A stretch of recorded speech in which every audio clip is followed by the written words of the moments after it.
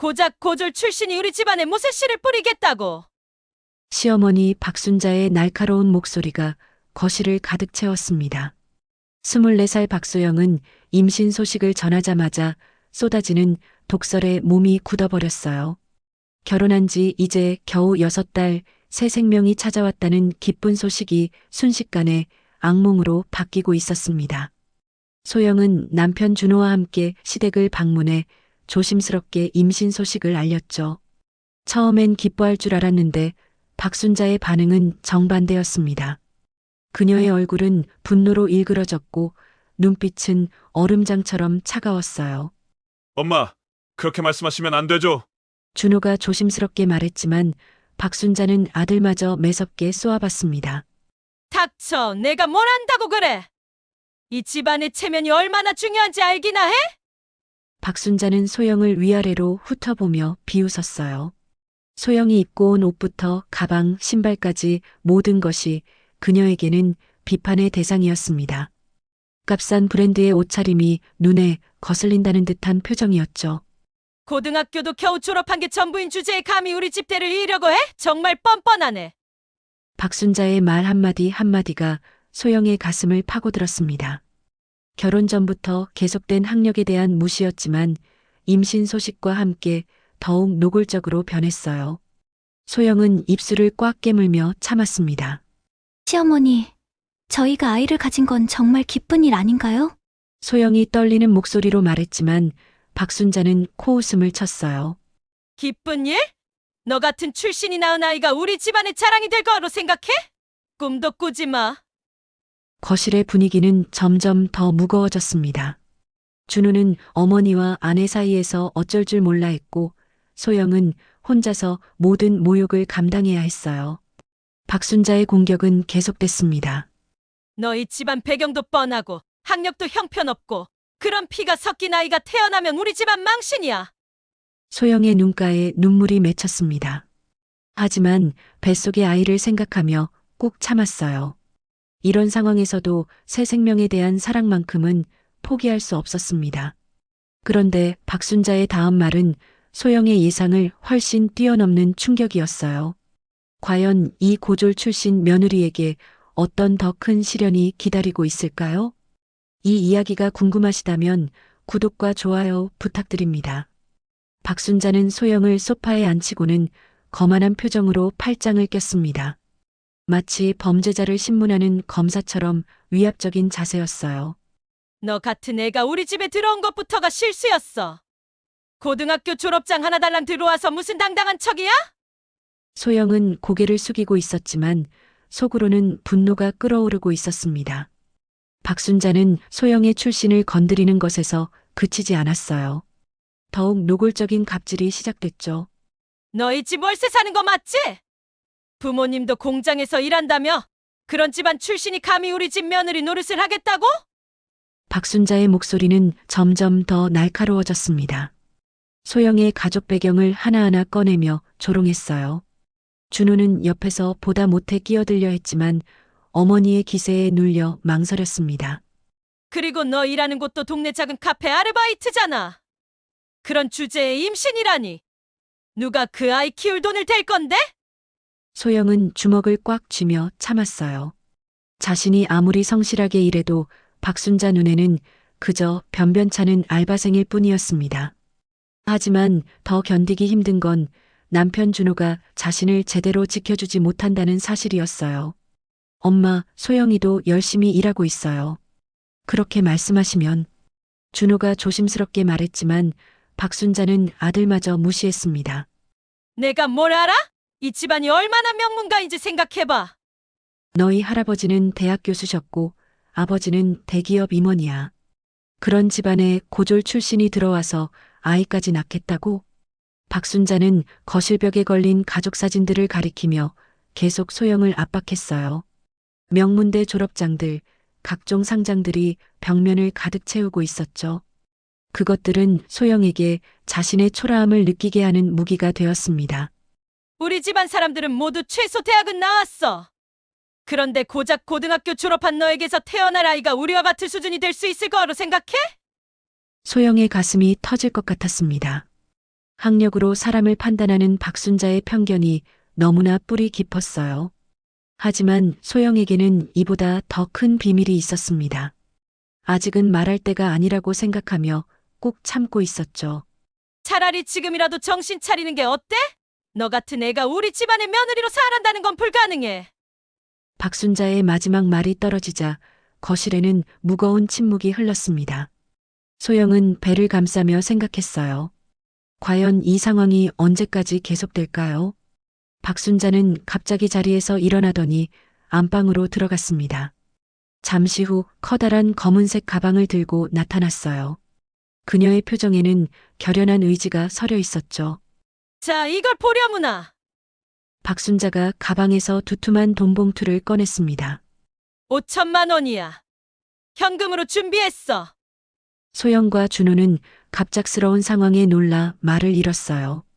5천만 원이라는 금액은 소영에게는 상상도 할 수 없는 큰 돈이었습니다. 하지만 박순자의 다음 말을 듣고는 더욱 충격을 받았죠. 조건이 있어. 당장 병원 가서 그 뱃속의 것부터 지워. 그리고 우리 준호와 이혼해.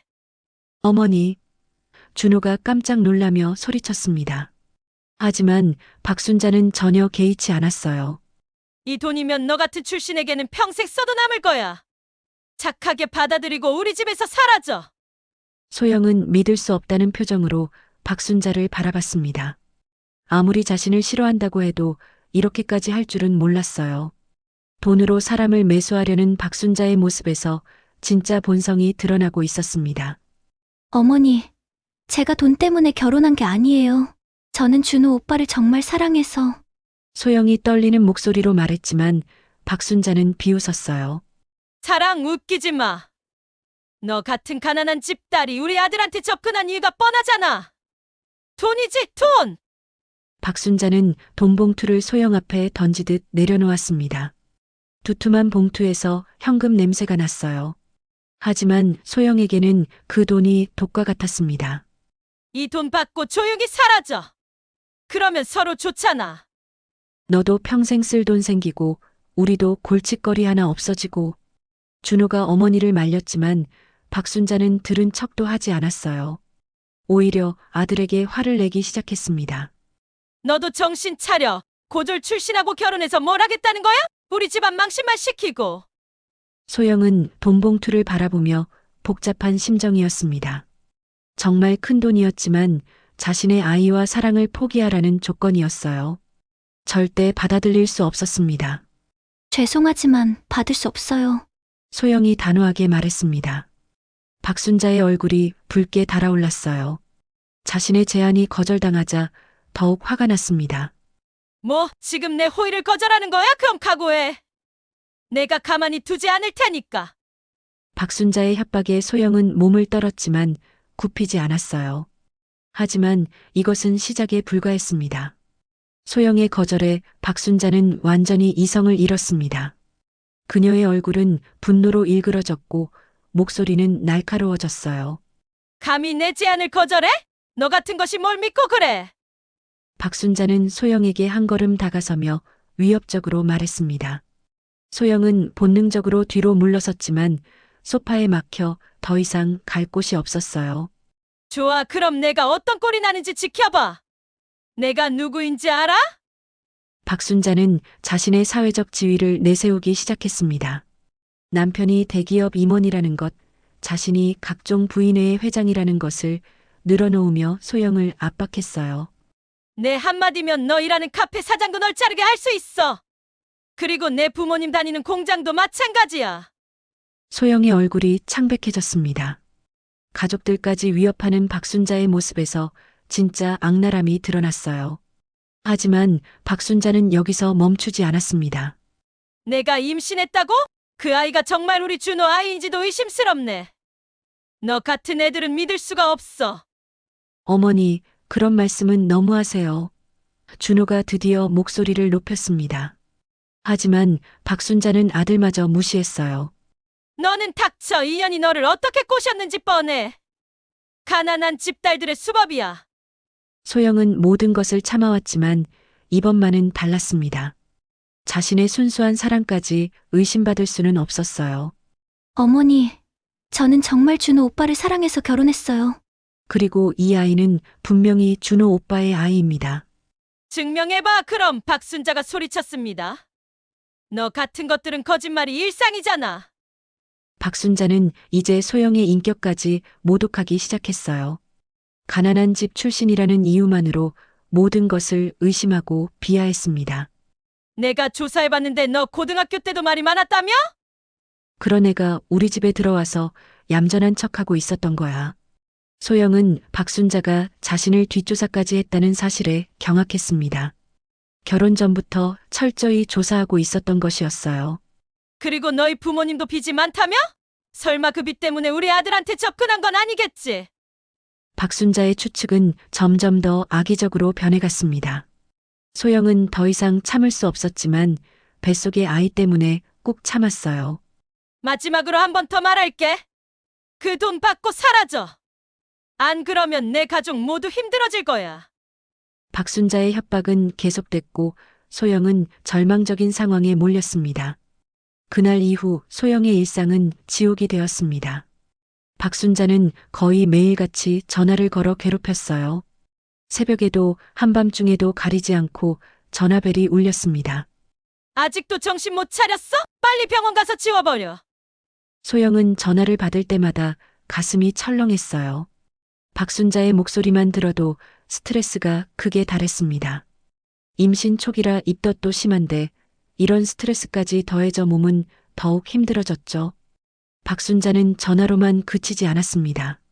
소영이 일하는 카페까지 찾아와 문제를 일으켰어요. 고급 외제차를 타고 와서는 카페 사장에게 소영의 뒷담화를 늘어놓았습니다.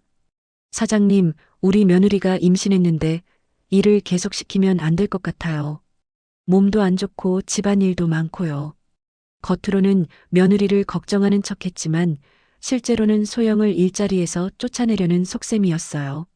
다행히 카페 사장은 소영을 믿고 있어서 박순자의 말에 넘어가지 않았지만 소영은 직장에서도 눈치를 봐야 하는 상황이 되었습니다.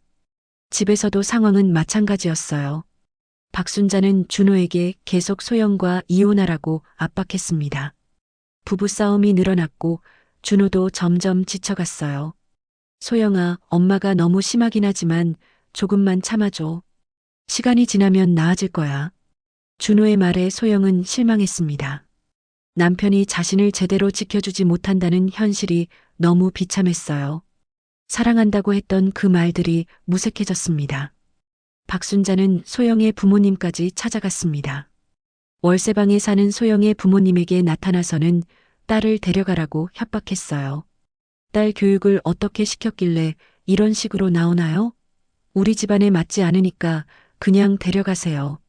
소영의 부모님은 갑작스러운 상황에 당황했지만 딸을 걱정하는 마음에 박순자의 눈치를 볼 수밖에 없었어요.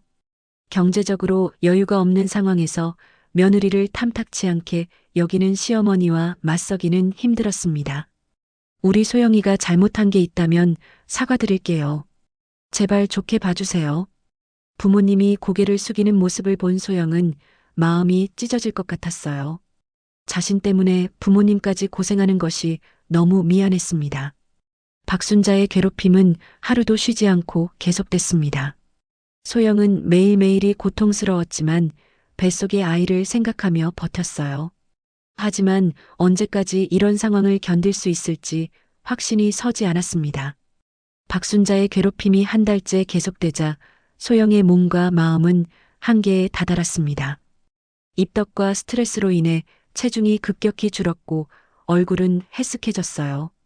병원에서는 안정을 취하라고 했지만 박순자는 그런 것은 전혀 고려하지 않았습니다.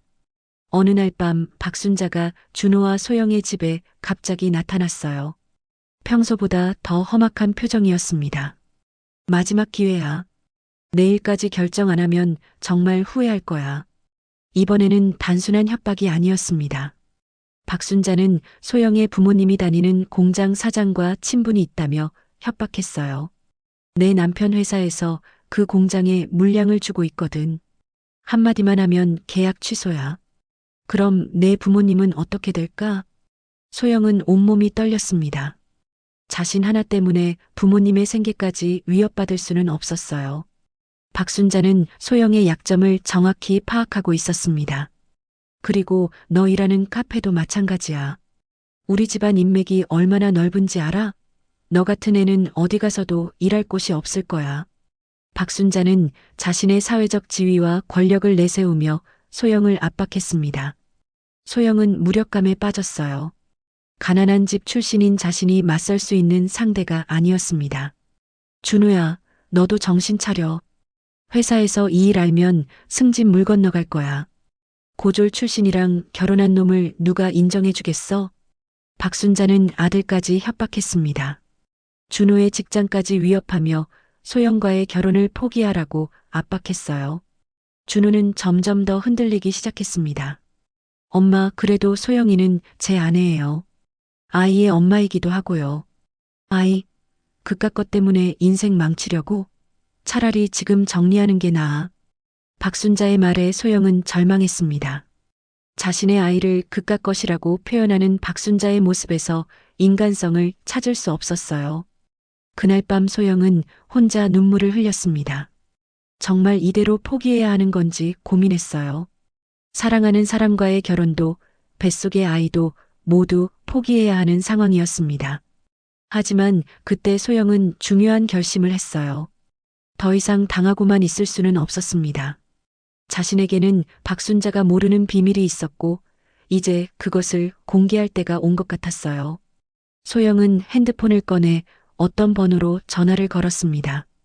오랫동안 연락하지 않았던 번호였지만 반드시 필요한 전화였어요. 다음 날 아침 소영은 평소와 다른 모습으로 시댁을 찾았습니다. 값싼 옷 대신 고급스러운 정장을 입고 있었고 분위기도 완전히 달라졌어요. 박순자는 소영의 변화된 모습을 보고 당황했습니다. 뭐야, 그 옷은 어디서 났어? 설마 내 돈으로 산 건 아니겠지? 하지만 소영은 이번에는 대답하지 않았어요. 대신 조용히 거실에 앉아 박순자를 바라봤습니다. 그 눈빛에는 이전과는 완전히 다른 기운이 흘렀어요. 곧이어 현관문이 열리며 정장을 입은 중년 남성이 들어왔습니다. 고급스러운 수트에 금태 안경을 쓴 그는 분명히 평범한 사람이 아니었어요. 안녕하세요. 김앤파트너스 법무법인의 김 변호사입니다. 박순자는 갑작스럽게 나타난 변호사에게 당황했습니다. 왜 소영이 변호사를 데려왔는지 이해할 수 없었어요. 잠깐, 이게 무슨 상황이야? 변호사는 왜 왔어? 소영이 천천히 입을 열었습니다. 이번에는 목소리가 전혀 떨리지 않았어요. 시어머니께서 제 정체가 궁금하셨을 것 같아서 직접 보여드리려고 했습니다. 변호사가 서류 봉투를 꺼내며 말했습니다.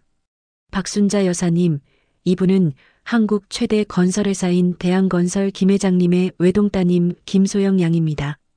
박순자의 얼굴이 순간 하얗게 변했어요. 대한건설이라면 자신의 남편 회사보다 훨씬 큰 대기업이었습니다. 뭔 소리야? 이게 무슨...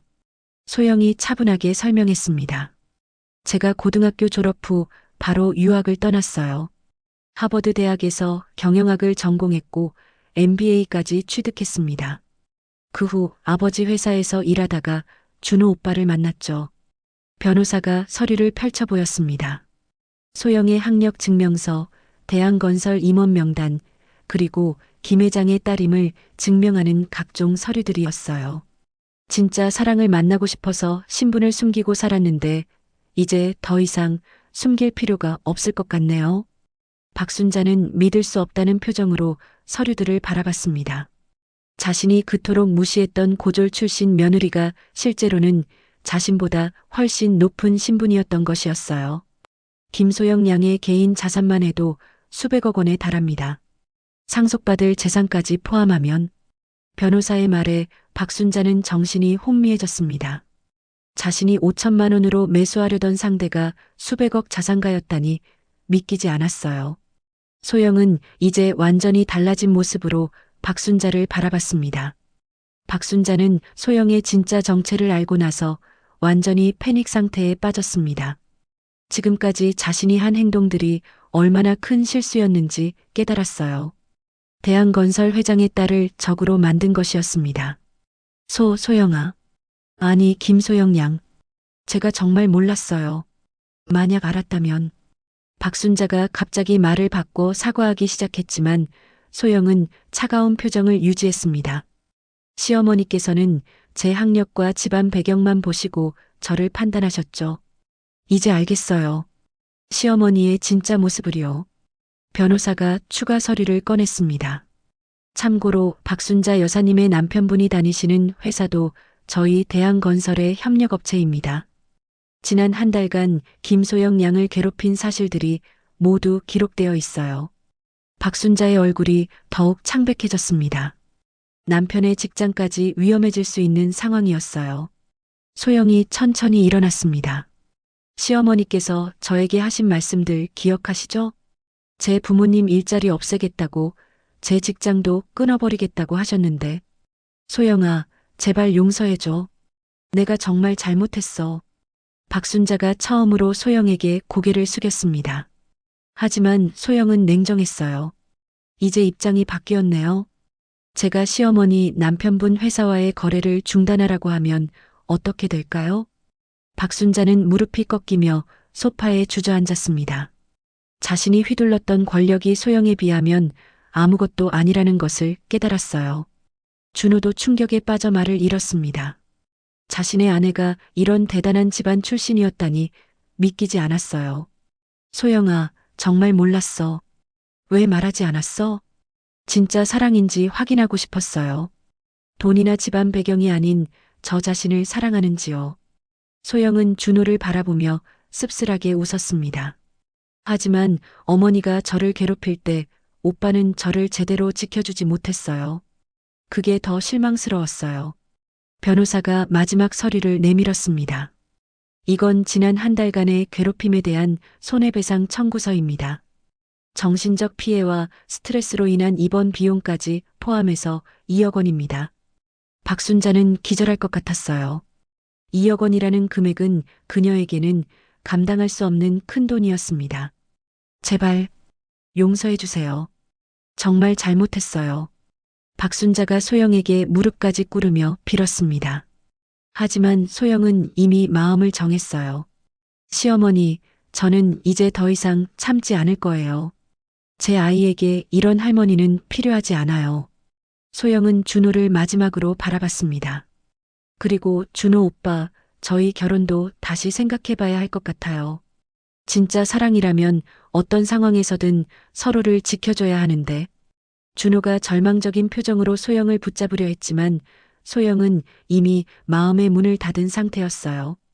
앞으로는 제가 누구인지 절대 잊지 마세요. 그리고 다시는 사람을 학력이나 집안 배경으로 판단하지 마시길 바라요.